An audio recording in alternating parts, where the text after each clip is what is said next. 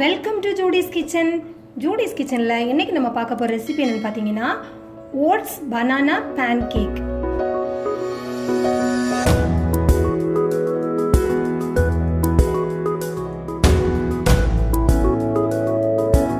இப்போ நம்ம இந்த பேன் கேக் எப்படி பண்ணுறதுன்னு பார்க்கலாம். இப்போ நம்ம இந்த பேன் கேக் பண்ணுறதுக்காக 1.5 கப் அளவு ஓட்ஸ் எடுத்துருக்கிறேன். இதை நம்ம ட்ரை ரோஸ்ட் பண்ணி பொடிச்சு எடுத்துடலாம். 3 நிமிஷம் இந்த ஓட்ஸை வந்து இந்த மாதிரி சிம்மில் நம்ம வறுக்கிறப்ப நல்ல ஒரு வாசனை வருது. இப்போ நான் அடுப்பை அணைக்கிறேன். இதை ஆற விட்டு நம்ம நல்லா ஃபைன் பவுடராக பொடிச்சு எடுத்துடலாம்.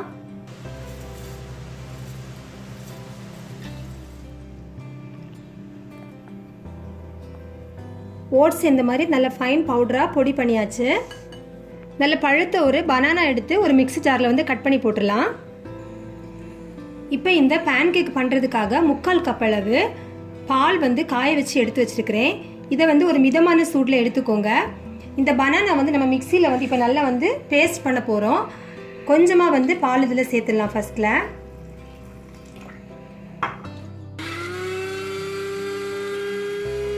இப்போ நம்ம இதில் ஒரு முட்டை உடைச்சி ஊற்றிடலாம். இப்போ நம்ம மீதி இருக்கிற அந்த பால் கூட இதில் சேர்த்துடலாம்.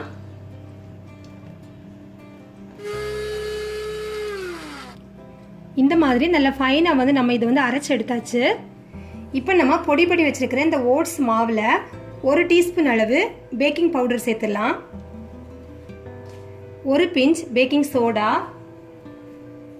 1 பிஞ்ச் அளவுக்கு சால்ட்டு சேர்த்துடலாம். இது எல்லாத்தையும் சேர்த்து நல்லா வந்து ட்ரையாக இந்த மாதிரி மிக்ஸ் பண்ணிடலாம்.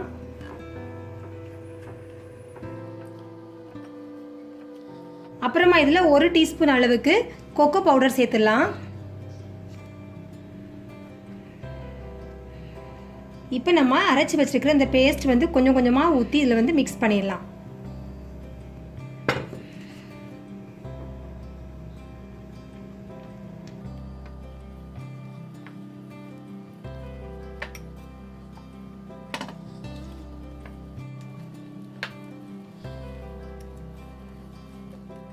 இப்போ இது நல்லா கெட்டியாக இருக்குது, அதனால கொஞ்சமாக பால் இதில் சேர்த்துடலாம்.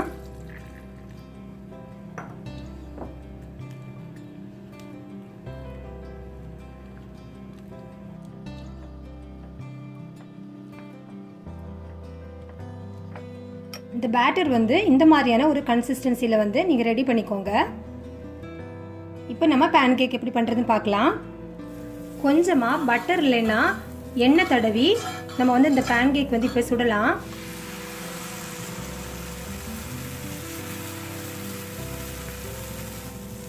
இந்த மாவு ஊற்றுனதுக்கு அப்புறமா ஸ்ப்ரெட் பண்ணாமல் நம்ம ஊத்தாப்பம் பண்ணுற மாதிரி அந்த மாதிரி அப்படியே வேக விட்டுடலாம். அடுப்பை சிம்மில் வச்சிடலாம்.